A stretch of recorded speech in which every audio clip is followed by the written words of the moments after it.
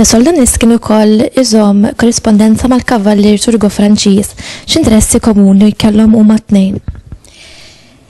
Iva, De Soldanis veru kien ħabib ħafna ta' Turgot u kienu meta Turgot telaq minn Malta kienu jikkorrespondu.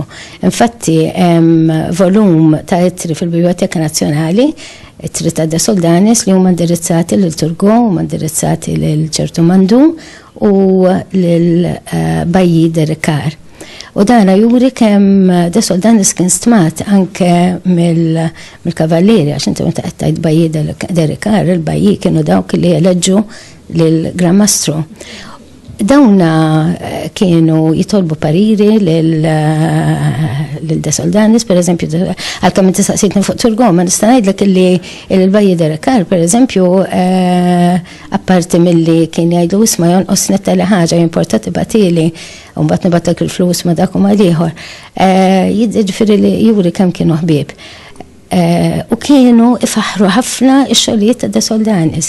Ġifieri De Soldanis kien jibattilhom pereżempju l-grammatika tiegħu u xogħlijiet oħra, u speċjalment il-grammatika, u dawna kienu jadduha lil min jifhem.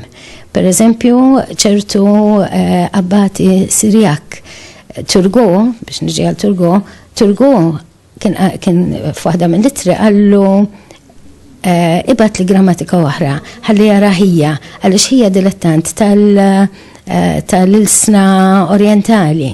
Forsi l-iktar interess komuni li kien ta' bejnietom kien il-botanika u l-istorja naturali. ċerti jittri jitkellmu fuq asafar, fuq pjanti. Turgot kien jibat Malta pjanti, zerrija, biex dawna jiġu mħawlin hawnhekk. U kien jgħidlu pereżempju wara dik tajba ħafna għal-klima ta' Malta, jew nkella din tajba ħafna għal-kwalità ta' art li hemm il-Marsa daqsxejn bis-Salmura. U t-tifħir li kien jaqla De Soldanis huwa impressjonanti li jirriżulta ġifieri minn dawn l-ittri.